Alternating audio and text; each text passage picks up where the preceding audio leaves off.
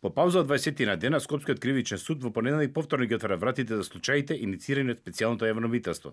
Судот понеделник ќе ги отвори вратите за судскиот процес наречен тендери, во кој како обвинета се јавува порнешта на министерка за култура Елизабета Канчевска-Милевска. Милевска, како што е познато, одговара за наместен тендер во време кога се градеше музеот на македонската борба. Таа е обвинета за фаворизирање на градежната компанија Бетон Штип со тоа што им овозможила работа пред тие да бидат избрани на тендер како фирма со најдобра понуда. Продолжението на судењето на Канчевска-Милевска се случува кога таа, како обвинета, очекува измени на членот 353 од кривичниот законник. Токму во измената на споменатиот член, некој гледа своевидна амнестија не само за Канчевска-Милевска, туку и за Мирјана Киевски, Гордана Јанкуловска, Владимир Пешевски, Сашо Мјалков и уште неколкумина други.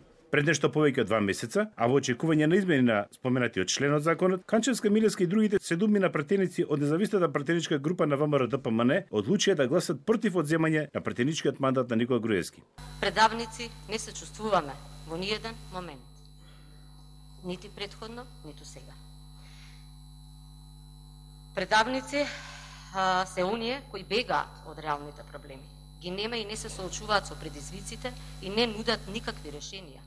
И пред се личните интереси и цели ги ставаат над државните.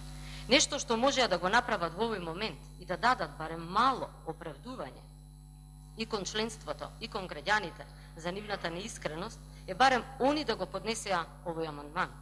Или да ни дадеа подршка на нас, на овој наш амандман и да беа присутни сега и искрено да се боревме да се прифати и да гласавме сите за него. За разлика од минатиот ноември, вчера обвинетата Канчевска-Милевска и независната пратеничка група гласаше за измени на уставот и при тоа отвори какво и да е национално предавство. И покрај тоа што не доби подршка за поднесениот амандман, со кој планираше на сегашната и наменатата власт да ја го објаснат процесот на преговорите со Грција, Канчевска даде глас за уставните измени. Дали во која насока ќе се одвија судењето за случајот тендери ќе се знае веќе задутре, но доколку во понеделник и не се случи некаква разврска, тогаш работите ќе бидат појасни 90 на дена подоцна, односно на 25 овој месец, за кога е закажано продолжение на овој судски процес.